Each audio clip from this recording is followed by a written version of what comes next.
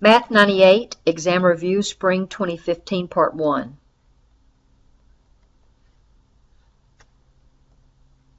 You must be able to simplify expressions like those shown here.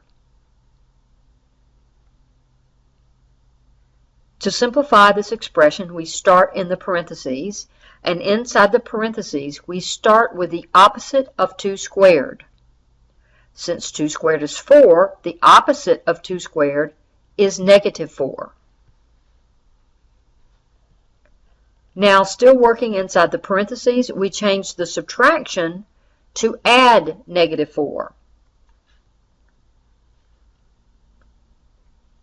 Still inside the parentheses, we need to combine these two numbers with the same sign. When combined by adding, you add and keep the sign. So negative 4 plus negative 4 is negative 8. Now we have multiplication and subtraction. Multiplication comes first. That's 2 times negative 8, which is negative 16, subtract 4. Again, change subtraction to add the opposite. Now we have two numbers with the same sign being added. Negative 16 plus negative 4 is negative 20. So the answer to this expression, when simplified, is negative 20. The second expression involves an exponent and a fraction. When you raise a fraction to an exponent, you raise both the numerator and the denominator to this outside exponent. Then we raise the numerator separately and the denominator separately. When you raise a power to a power, you multiply, so we get negative 12 in the top.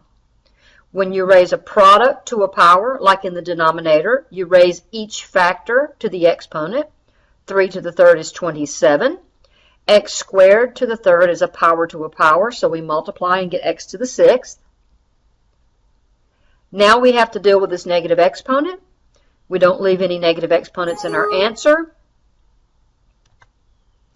And this negative exponent means take the reciprocal or put the base in the denominator and make the exponent positive. So the x to the negative 12 moves to the denominator, becomes x to the 12th. Since there's no other factor remaining in the numerator, we put a 1 there. And the last thing to do is to multiply these two bases that are alike by adding their exponents. So the final answer, that's an extra step, disregard that. The final answer is 1 over 27x to the 18th.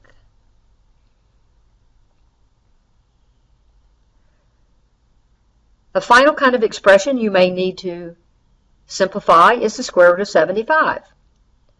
In order to simplify a square root, we look at the number to see if it has any factors or divisors that are perfect squares.